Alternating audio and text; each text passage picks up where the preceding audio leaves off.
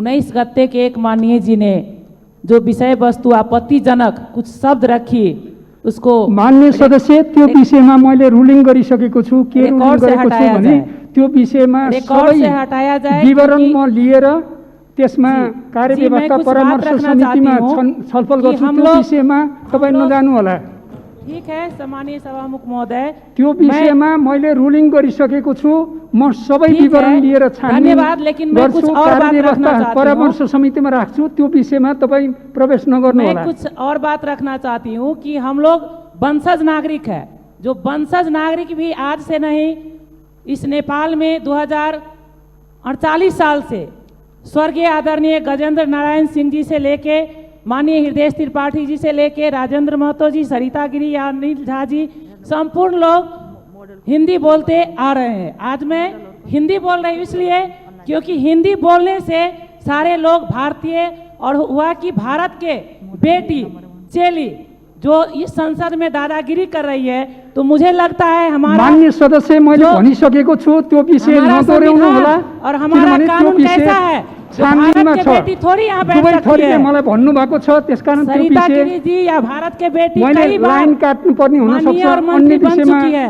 जानु, इसलिए त्यो मेरी विषयमा आग्रह नजानु है होला। कि वैसे खून खोलने वाले को आप लोग अपना सचेत कराए। सम्मानीय सभामुख जी, मैं कहना चाहती हूँ कि हर एक विषय पर एक ही बार इतना आक्रोश नहीं होना चाहिए। संसद का एक नियम है, सिस्टम है। मुझे पता नहीं है, मैं अपने सचेतक जी से बात की, अभी तक रिकॉर्ड से नहीं हटाया गया है। इसलिए मैं आग्रह करना चाहती हूँ, और आपने रूलिंग कर चुके हैं, इसके लिए बहुत बहुत धन्यवाद देना चाहती हूँ। और आगे से संसद में जो सिस्टम है, जैसे कि नियमावली है संसद संचालन के लिए, उसमें ही लिखा गया है कि जो जिस भाषा में कंफर्टेबल है वो बोल सकते हैं। हम लोग हिंदी में ही शपथ ग्रहण लिए, तो उसमें माननीय जी लोग को कोई आपत्ति नहीं हुआ। उस टाइम कोई आपत्ति नहीं है। संविधान में है कि हमारे देश में नेपाल भारत संबंध और नेपाल भारत शादी विवाह सब हो सकता है, हो रहा है।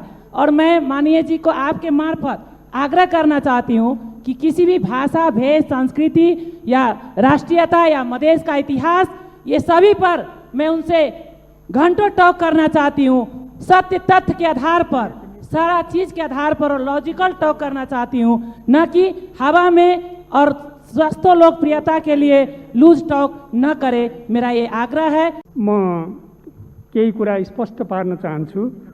यहाँ